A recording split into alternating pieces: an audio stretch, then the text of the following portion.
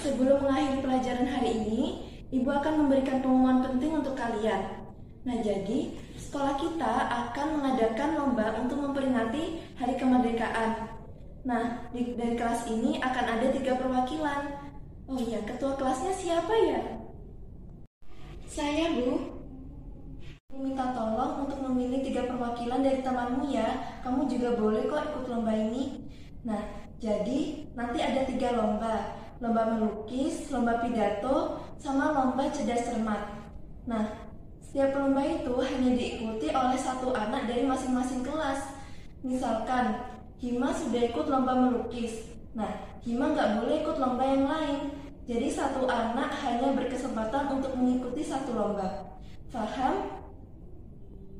Baik, saya paham, Bu. Kalau begitu, Ibu akhiri pelajaran hari ini. Wassalamualaikum warahmatullahi wabarakatuh. Kalau di kelas ini ada 20 siswa, berarti ada berapa banyak cara ya untuk mendaftar siswa yang akan mengikuti lomba? Apa menggunakan permutasi atau kombinasi ya? Kamu masih bingung? Ayo kita belajar bersama.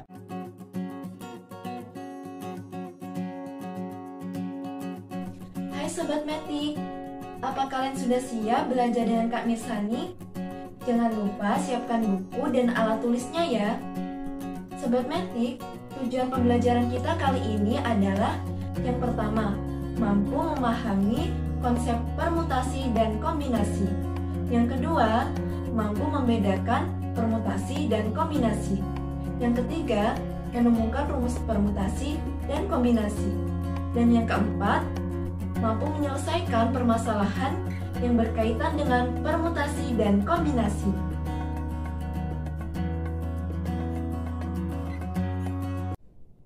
Nah, dalam permasalahan yang ada di awal video tadi, kita diminta untuk mengisi daftar peserta lomba yang secara urutannya yaitu lomba melukis, lomba pidato, dan lomba cerdas cermat.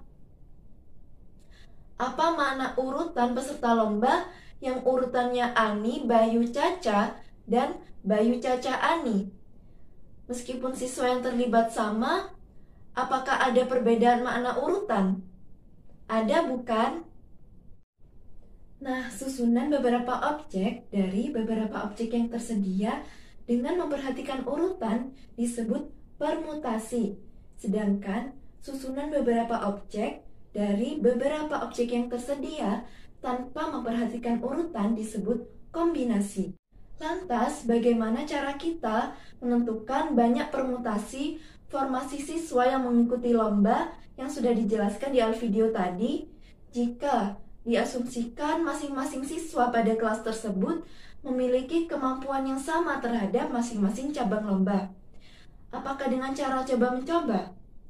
Jika dengan cara ini, selain tidak efektif, juga rentan terhadap kesalahan banyaknya formasi yang ditemukan. Selanjutnya, mari kita pelajari cara menentukan banyak permutasi yang efektif dan akurat. Simak penjelasan berikut ya.